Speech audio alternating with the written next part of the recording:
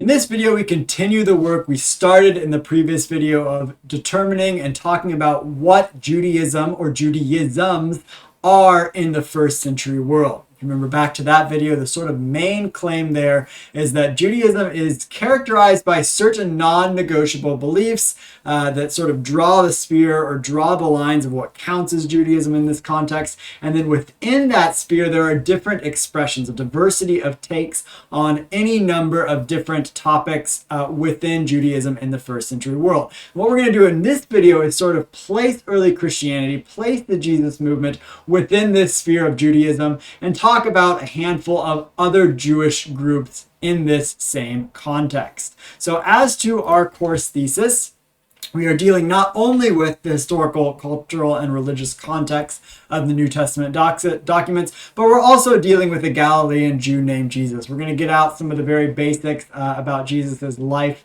and ministry and how those were important and influential for early Christianity or the early Jesus movement. So, you remember this last video, I gave you this sort of visualization. This is how I think of the relationship between early Christianity and early Judaism. That the Jesus movement is but one sort of group or one sort of movement or one sort of ideology within the larger sphere of Judaism in the first century world. And then if you remember back to last week, we talked about how early Christianity is sort of at the crossroads of Greek culture, of Roman culture, and of Jewish culture. We've really sort of dealt with Greek culture and Jewish culture and influences in these first 2 weeks. Next week, we're going to read a little bit more about the Romans and Roman culture and the Roman Empire. But so what I want to do here is sort of, you can think of what I've given you in that last visualization of monotheism, covenant, and Torah drawing the circle of Judaism. You can sort of map that on to what we do here as we put early Christianity sort of at the crossroads of all of these three different cultures. And so what we're going to do here is think about the other groups that make up or that are within that sphere of early Judaism, Judaism in the first century world. So we have the Pharisees, the Sadducees, the Zealots, and the Essenes, and these are sort of the really big ones. Two of the three show up pretty heavily in the New Testament, that Jesus interacts with the Pharisees and the Sadducees quite often in the Gospels. We're going to talk just very briefly about Gentiles, about the Herodians, about the Samaritans, and then about the early Jesus movement or early Christianity. So, Pharisees show up quite often in our New Testaments. We have Paul, a former Pharisee, or perhaps continues to be a Pharisee, depending on how you interpret some of the things he says. Pharisees are, if you think about the different Jewish groups, they're sort of the closest to Jesus and the Jesus movement. We often think about the Pharisees and early Christianity as sort of very different kinds of things because Jesus is so often butting heads with the Pharisees. He's so often in conflict with the Pharisees. But one of the reasons that Jesus is so often in conflict with the Pharisees is that ideologically, the Jesus movement and the Pharisees actually have much in common. They're both sort of operating in synagogues and diaspora Judaism. They're both really concerned with the interpretation and the application of Torah, and they're both concerned with purity and impurity. You constantly see Jesus healing people of their impurities, casting out impure spirits. So the sort of headbutting of the Pharisees and Jesus is actually a sign of the way that Pharisees and the Jesus movement are similar to one another. I've put the Mishnah up here because the Pharisees are often said to be these sort of forerunners to rabbinic Judaism, which are then, of course, sort of evolved into modern Judaism. But the thing to note here is that Pharisees are very much concerned with the interpretation of the law, the living out of the law, just as Jesus is. And this is why we have these conflicts between Jesus and the Pharisees in the Gospels. The Sadducees at this point in Jewish history in the first century world are associated with the temple. They're sort of the temple leadership at this point. The characteristic belief of the Sadducees is that a belief that there is no afterlife, and a skepticism sort of all things spiritual, that is to say all things angelic and demonic, whereas the Pharisees in the Jesus movement, we're going to see sort of angels and demons play a much more significant role in those movements.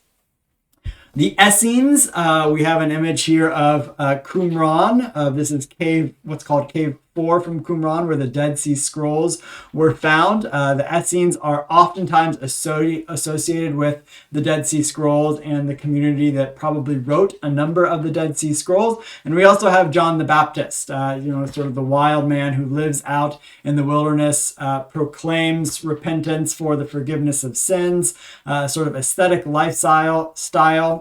We shouldn't equate John the Baptist with the Essenes, but he sort of has this similar aesthetic to them. A life of purity, a life of repentance, living out in the wilderness, to the point that some have questioned whether the historical John the Baptist sort of has some connections with the Essenes. And the Essenes are going to be very much sort of anti-temple, that they believe that the temple in Jerusalem, or the temple leadership in Jerusalem, has been corrupted. So they're sort of out in the wilderness, sort of doing their own thing, enacting their own ways of purity, enacting sort of their own way of worshiping the Jewish God, just in a way that's similar to John the Baptist, sort of out in the wilderness, sort of enacting one's own way of worshiping God through repentance for the forgiveness of sins.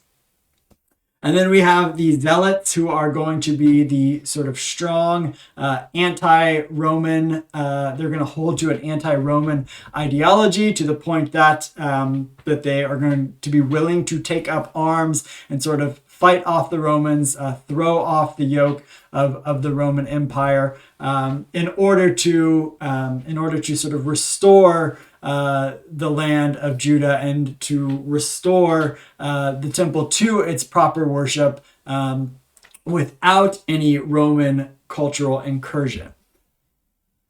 The Herodians, we're going to talk and read. We're going to read more about the Herodians next week in Warren Carter's book, 7 Events That Shaped the New Testament World. The sort of thing to note about the Herodians is that they are the sort of understood to be that the Herod's line, Herod's kingly line, is sort of thought to be this a sort of puppet line of kings for the Roman Empire, that Herod and his sons who rule after him, Herod the Great and his sons that rule after him, are sort of in the pocket of the Romans. And for some people, some Jews in the first century, this maybe isn't that big of a deal. But for others, like the Zealots, they're going to be fiercely opposed to the Herodians, who sort of are in line with the Roman Empire and don't have problems with Roman imperial incursion into Jewish life, and see actually sort of advantages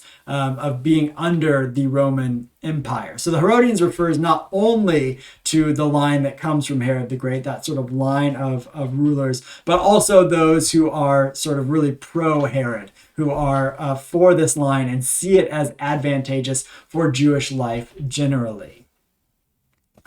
I put Gentiles in here insofar as we, of course, have some Gentiles who sort of come in to Judaism and worship the Jewish God as God-fearers. Christianity is going to have much to say, and particularly the Apostle Paul, when we get to him later on in the semester, about how Gentiles can be incorporated into Jewish religiosity and into Jewish worship of the Jewish God. So you have Gentiles, some Gentiles that are God-fearers, that worship the Jewish God, that sort of get subsumed into that sphere of Judaism. And then the Samaritans, we have a couple of prominent Samaritans that show up in the Gospels, especially in Luke's Gospel and in John's Gospel. The sort of back history of the Samaritans is that, if you remember back to last week and the Assyrian Empire, how the Assyrians came down and took over the 10 northern tribes of Israel, the northern kingdom of Israel, and sent the northern kingdom into exile. And then later on, the Babylonians would come and take over all of Jerusalem, or all of Israel, including Judah and the capital city of Jerusalem. The Samaritans in the first century world claimed their roots back to the northern kingdom, or the northern tribes who were taken over by the Assyrians. They're the sort of lost tribes that were taken into exile. So the Samaritans and the Judeans sort of have these competing claims to who is actually Israel. And this is why you see in places like Luke and in John's Gospel that the conflict between Samaritans and between Jews in this context is sort of highlighted because of those competing claims to who actually is Israel, or who counts as historical Israel. And then we have the Jesus movement and early Christianity as sort of one of these groups within the larger sphere of Judaism in the first century world. And of course, the Jesus movement is going to find its basis in, or going to take its central defining features as aspects from Jesus himself. So if we think of sort of the non-negotiable Jewish beliefs that draw circles around what counts as Judaism in the first century world, we can sort of think of the same way for the early Jesus movement, that there is a commitment to certain aspects and beliefs about Jesus' life, ministry, death, resurrection, and teaching that encompasses what sort of counts as Christianity, or what counts as the Jesus movement in this context as well. And here we have Jesus' life and ministry is going to be one of those core components. And Jesus' life and ministry is characterized as, or Jesus' ministry is itinerant. That is to say, Jesus is sort of moving around in his ministry, and he's particularly moving around in Jewish spaces of what we would now call the Holy Land, that were particularly rural. That Jesus didn't really traffic in large urban centers, as we will see Paul did later in the semester. But Jesus' space was more Judea, Samaria, Galilee, and the Decapolis. So that Jesus is sort of, and later on in the semester, we'll see how Christianity sort of expands beyond this geographical region. But when we're thinking about Jesus' ministry is in this sort of limited Jewish space, doing ministry mostly amongst Jews. Another core component to the early Jesus movement is going to be, of course, Jesus' death and certain beliefs about Jesus' death and what Jesus' death accomplishes, or what it is efficacious for. And we'll see later on in the semester that there are sort of a variety of interpretations of what Jesus' death does, and that there's sort of diversity of opinion and different sort of points about what Jesus' death does, and that doesn't necessarily imply that those are competing with one another, but they are sort of within that sphere of what counts as early Christianity. And then Jesus' resurrection. So the claim that Jesus resurrected from the dead is, of course, going to be a central claim of early Christianity. And it's from these sort of core beliefs about Jesus' ministry, his death, and his resurrection that we get different portraits of Jesus, what I would call multiple Jesuses. And so I give you here an analogy from Mother Teresa. If I showed you this portrait of Mother Teresa, think for just a second or two what you think about this portrait. What adjectives would you use to describe Mother Teresa here? So she's old, she's motherly, she's kindly, godly. This is kind of the classic portrait that we think of when we think of Mother Teresa. This is the image that comes to mind when I think of Mother Teresa. But when I show you this one, what adjectives come to mind when you see this image of Mother Teresa? she has a sort of righteous indignation about her. I mean, even in the way that the artist has chosen to color this image in black and white, sort of gets at that. And this is one of those things about Mother Teresa's life that isn't sort of in our cultural memory as much as the images on the left. That sort of Mother Teresa had this righteous indignation about certain structures that caused issues in India and caused issues for the people that she was working with. And let's do another one here. So what comes to mind when you see this image here? This one's a little bit surprising to me because I normally don't think of sort of Mother Teresa as a young person. That I just kind of always associate her with sort of her work amongst the poor as she aged, but here we have her as a young nun, and many of the aspects of the first two pictures are still there. She's still hooded, she's still in her religious garb. There's still a sort of devotion about her, but this really communicates something different than the other two do. And let's do our last one here. What images or what adjectives come to mind when you see this one? Once again, we have her sort of young. She's the piece has been recast into sort of iconography, so that there's something that emphasizes her sainthood here. And so what each one of these pictures does is they do something different. And if I were to ask you to choose one portrait that sort of really encompasses who Mother Teresa is, you might say that at least the top left one is sort of what we associate with Mother Teresa, but that doesn't really capture all of what Mother Teresa is or all of who she was. So one option of sort of how we might capture one portrait of Mother Teresa is to take those different images and sort of combine them together. But this doesn't really work either. We really sort of obscure each image by combining them together. And so to draw out some principles from this analogy is that when we have multiple portraits of someone, it allows us to see the totality of them. Sort of, if I were to ask you to introduce yourself in photo form, it would probably be much more challenging to do in one photo than it would be to do in a series of photos. And these different portraits are going to highlight different characteristics of you, just as those different portraits of Mother Teresa highlight different characteristics of Mother Teresa. And when we compare those portraits, different aspects of them can kind of shine out more, that we sort of get a sense of what each one is highlighting more.